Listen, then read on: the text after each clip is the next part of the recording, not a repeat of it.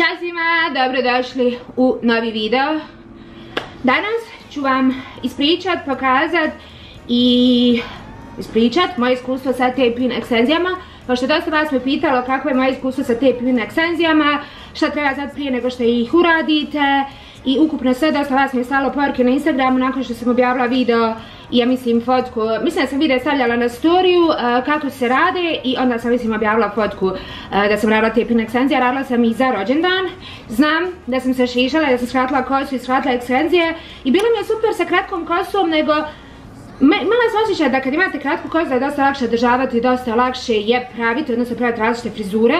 No međutim nije, svaki dan mi je bila ponovo borba da je lijepo uvijem, da je lijepo napravim, plus kad sam ošišala ekstenzije, bile su na clip-in.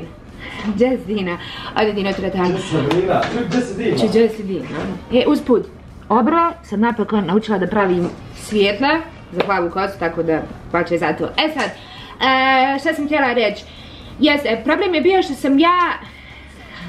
Šta pričaš ti, koja je tema? Ekstenzija, nije sigurno nešto tebe, znači zanima nešto će tebi zanimljivo. Znaš kako da stavila? Gdje? Tu. Da vidi sad. Viš kakav, ja ću vas pomognem ženi. Ja sam rahat čitav dan. Samo nemoj mojte oboriti, evo ovo. Neću, što je na TikToku što varilo kad sam skoro borila svjetlo razbila. I televizor, napravila je poliku paru sa televizora i svega ne mogu prodati po cijeni kako sam mislila da ću prodati. Eto, odaj ja vidjeti te malo treniram. Hajde. Volim vas sve da bola. Šta si ti isput? Ništa, kada sam već bila u teretani, zato sam se je kupila oprala kosu pa rekao da krenem sa videom. Koliko na ispred? 5 koraka ispred meni. Hajde, čao.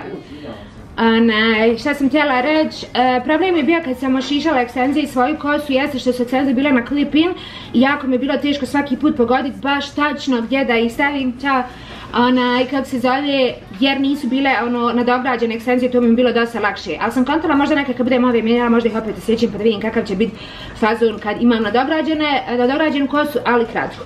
Sad, za rođendan sam htjela promijeniti, ja sam opet dugu kosu, sam htjela da uradim tape-in ekstenzije i da nadogradim kosu jer nikad nisam. Ja sam cijeli svoj život koristila clip-in. Ćao beba. Oj beba, eto. Ovo me tjera odmah da se vratim. Znaš kako me vuče da ne idem? Hej, idi u teretanu, gubiš, da? A rekla si čao beba, znaš kako me vuče da budem ja ovdje? Jes, hajde idi. Čao beba. Čao beba. Stanem naprijed. Čao beba. Hajde. Kako bi to tepalo jedno drugom? Ali ljudi, boga mi, nije boga za pardon. Ovo je samo pred kamerama. Jes. Čao bebo. Čao bebo.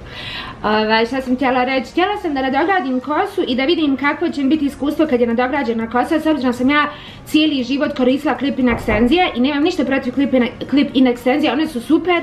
Samo je problem što svaki dan morate stavljati i skidat, ali je to i prednost zato što mi je bilo dosta lakše fenirati samo moju kosu i onda, na primjer, jednom ili dva put u mjesecu operim clip-in ekstenzije, njih isfeniram ili, na primjer, ispeglam ili uvijem i duže traju. Dok, na primjer, nadograđena kosa dosta kraće traje jer morate naravno prati. Znači, ja perim 2 puta sedmično kosu, gledam da bude maksimalno 2 puta sedmično, ne želim da je štetim i znam da isto nije dobro da se pere kosa svaki dan. Sad, s obzirom sam ja već oprala kosu, pokazat ću vam kako izgleda mokra kada su pitan tape-in ekstenzije, ali želim, usput, toliko sam poželjela ovakav video rad na domaćem kanalu da bola.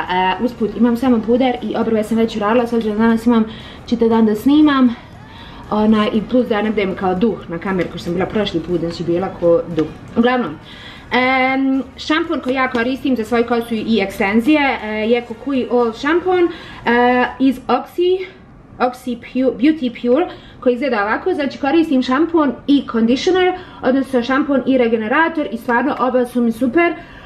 Zato što jednostavno, ne znam, prijaju mojoj kosi jednostavno ovi Oxy OGX šamponi su mi top, ne znam, prijaju mojoj kosi, nekako mi kosu čine mekšom i ne znam, nekako mi baš puno godi. No, međutim, ono kako ja perim kosu je za prvi put perim samo sa šamponom, ovim znači, i onda u drugo pranje stavljam samo malo Kerastase ljubičasti šampon koji izgleda ovako. Dosta vas me pitalo kako se blajham, kako dobijam bijelu boju. Ja, ljudi, sam znači blajham izrastak i uvijek koristim toner ili ljubičasti šampon. Ne stavljam farbu nakon blajhanja zato što ne želim da je već dodatno štetim, s obzirom da je već štetim puno sa blajhanjem. Također blajham kosu jednom u 2 ili 3 mjeseca. To je to. jer oporavljam kosu, želim da mi izraste. Također ukoliko imate plavu kosu, znate koliko je bitno da radite često maske, da je oporavljate jer je već takimo sa blajhanjem, ali sam zadovoljna veoma sa svojom bojom i kako izgleda, tako da baš puno pažnje posvećujem kosi, da mogu što duže biti plava, a da što duže imam kosu, da nam se ne čelava, jel? Tako da ovo je miks koji koristim za drugo pranje. Ako niste probali, a imate plavu kosu, Kerastase ljubičasti šampon, probajte jer je top, samo ga nikad, ali nikad nemojte sad direktno sam šampon na kosu, zato što će vam kosa postati ljubičasta, previše siva ili, ne može biti plava, ali ljubičasta ili previše siva, ja ne volim. Ja volim samo da toniram kosu zajedno sa šamponom, odnosno ljubičasti šampon zajedno sa običnim, da dobijem onu bijelu, nježno, ledenu boju. Znači to je to kada je pitanju boja i koristim od Kerastase Nutritive Late Vital masku, ali maska se naravno ispire, ne drži me dugo na kosi, drži me samo 2-3 minute. Nakon šampona, nakon znači 2 šamponiranja, stavim ovu masku i dosta mi omekša i dosta mi je lakše raščešati svoju kosu i ekstenzije. Sljedeća stvar koju ću vam pokazati jeste stvar koju ću raditi sad. Svjetlo? Koju ću raditi sad. Nakon što mi je mokra kosa, naravno nisam mogla snimati tamo. Mislila sam da ću danas ići kod frizera da mi oni, kako se zove, isfeniraju kosu, međutim nisam mogla dati termin jer je veoma zauzeto, tako da sam morala ja da sama sredim kosu. Uglavnom, odo po češalj i eto me. Boja opet dobro. Češalj koji ja koristim izgleda ovako, on je namijenjen baš za ekstenzije i zove se Finger Brush. Ja sam ovaj kupila u Frizerlandu kad sam bila u Bosni, uzela sam ga od 2-3 komada. Hoću reći 2-3 boje, ne 2 boje, bijeli i crni, ali sam uzela mislim 3 komada da imam zato što je stvarno dobar. Ovakav češalj vam treba za ekstenzije zato što ne možete češati ekstenzije sa običnim češljem. Također, ekstenzije, te pin ekstenzije, pokazat ću vam ovdje negdje klip kako izgledaju, su ekstenzije na traku koje se lijepe i nadograđuju se, jako ih je brzo nadograditi, mislim da vam treba pola sata do sat. Ja imam paket i pol na glavi, znači u jednom paketu dođe 40 komada, odnosno 20 traka koje one su ljepljive i zalijepite 2 trake na jednu i tako nadogradite kosu, vidjet ćete ovdje negdje. Sada sam paket i po sam zato što ja volim da je gušće, iskreno sam stavila 2, mislim da je bilo super pošto imam negdje praznina, ali ću to neki sljedeći put. Ekstenzije traju 4 do 8 sedmica, odnosno ekstenzije traju godinu dana, ove što kupite, znači kosa, ali svake, znači 4 do 8 ili 12 sedmica morate i zamijeniti pomjer zato što izrasta vaša kosa prema dole. I ako se farbate i blajhate izrastak ili bilo kako da se farbate koju god boju da imate, morate ih odlijepiti, promijeniti ljepilo i onda ih ponovo dići gore da bi vam izgledalo to što bolje i normalnije. Sad. Ko duh, ponovo. Moje iskustvo, prvo, znači sa ekstenzijama, ljudi, ja sam htjela da nadogradim kosu da vidim kako će izgledat kao da je moja kosa, znači moja, jer ne skidam je, spavam s njom, dišem s njom, se radim s njom. Iskreno ljudi, kada uradite te pin ekstenzije imate osjećaj da je stvarno vaša kosa, to je ludilo. Sad, ja ću počešat prvo kosu. Iskreno, jedina mana kada su u pitanju te pin ekstenzije, pogotovo ako radite duge, jeste ta što je tako teško isfenirati dugu kosu.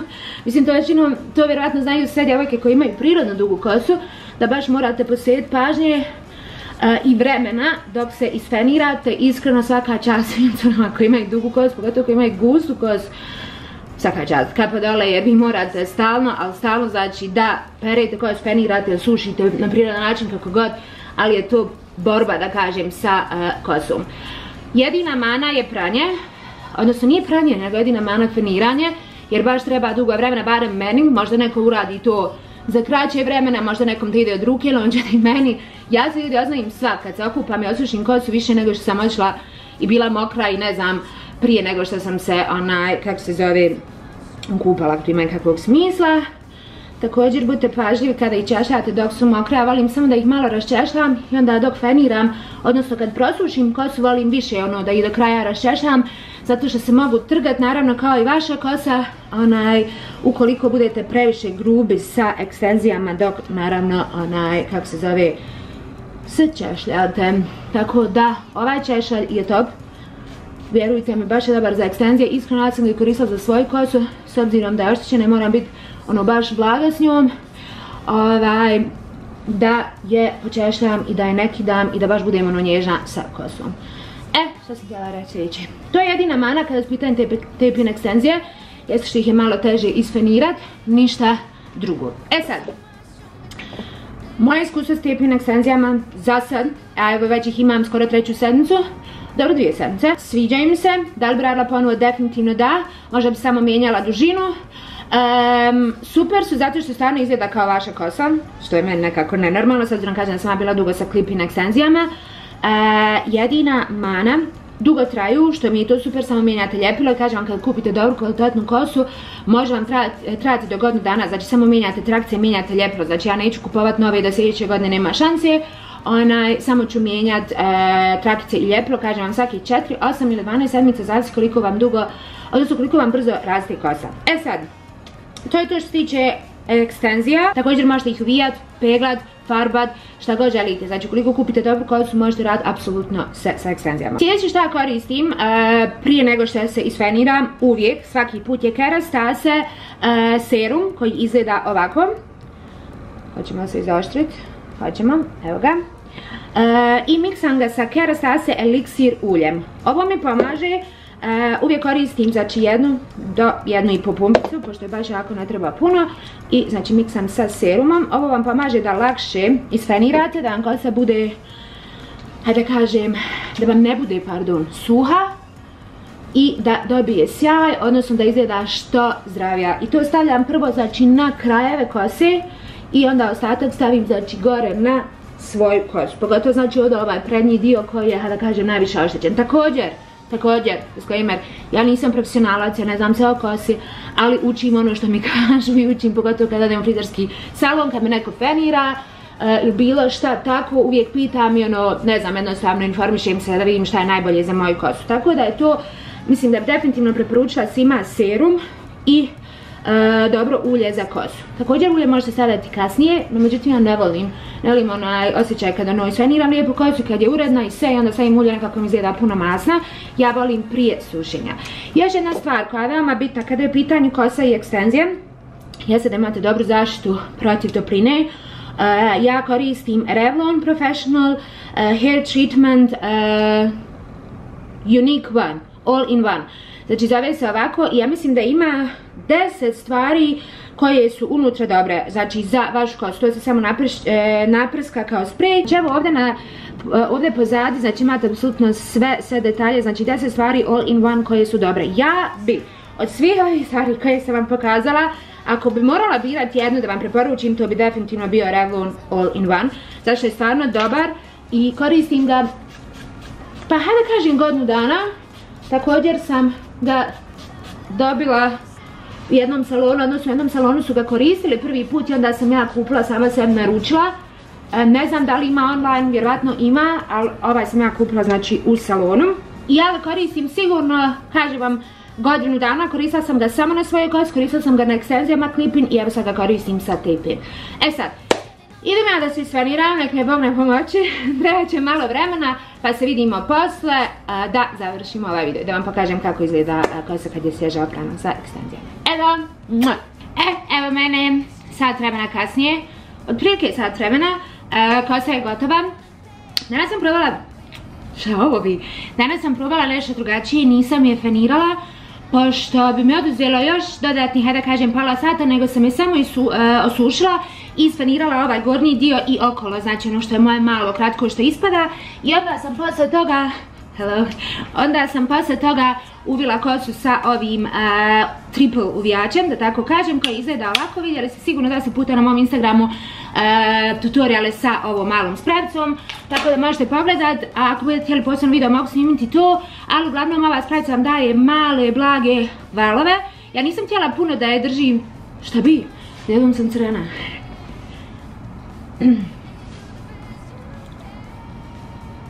Hello. Nisam htjela dugo da je držim na kosi, pošto je ovo bio prvi put da uvijam na ekstenzijama, da vidim kako će ispast. Iskreno sviđaju mi se ovi blagi kao beach valovi ili talasni valovi. Nisu nešto previše, nisu puno, na neki način izgleda dosta prirodno, nije ono previše, hajde da kažem, grubo uvijeno. Mislim da će super biti na visoki rep ili na onu neurednu mesi punđu, hajde da tako kažem. Da sam mogla još malo održati, iskreno mislim da sam mogla, ali pošto sam prvi put mi je bilo da probam na ovim ekstenzijama, s obzirom da je, hajde da kažemo, prirodna kosa, mislim da sam mogla držati još, hajde da kažem, malo, ali kasnije ću definitivno popraviti, znači ovdje ovaj prednji dio prije nego što krenem sa snimanjem. Sad sam prvi put samo testirala da vidim kako će izgledati i to bi bilo to. Nadam se da ste uživali, pišite mi šta mislite o taping ekstenzijama, da li ste ih ikad probali, da li bi ih probali, kako je vaše iskustvo uopšte sa ekstenzijama i ako imate neke savjete, naravno podijelite i dole savjete u komentaru. Ja sam, kao što sam već rekla, dosta zadovoljna, iskreno sviđaju mi se i mislim da ću ih zadržati, kažem možda ću samo mijenjati dužinu, ali dosta mi je lakše zato što ne moram svaki dan skidati i ponovo stavljati. I plus na neki način volim imati ovaj osjećaj kao da je moja kosa, ono moja prirodna duga kosa, s obzirom da je nikad nisam imala. Mislim, ja sam imala u 6., 7. razredu dok je nisam ošišala sama, jel? Evo ja. Uglavnom, hvala puno što ste gledali još jedan video, nadam se da ste uživali. Ukoliko vam se svidio video, palčevi gore, nemojte se zaboraviti preplatiti i ostavite svoje komentare dole u opisu šta bi željeli da još snimam. Volim vas puno sve i do sljedećeg, znači mogu reći koliko sam puta takva kosa. Volim vas puno sve i do sljedećeg puta. Ćao! Nije još gotovo. Evo, pošto mi baš nekako nisu valovi izgledali lijepo u prethodnom dijelu, sad dok sam vam snimala nisam dovoljno držala, lijepo si onako izgledaju dosta prirodnije, ali sam odradila još jednom uvijanje da vidim kako bi izgledalo ono baš i iskreno ovako mi se baš sviđa. Znači ako imate taping ekstenzije i ako želite valove ili bilo kakve, hajde kažem, kovrđe, morate malo duže držati. Ja sam duže držala i evo sad kao finalni rezultat izgledaju ovako. Sad je dobro. Eto.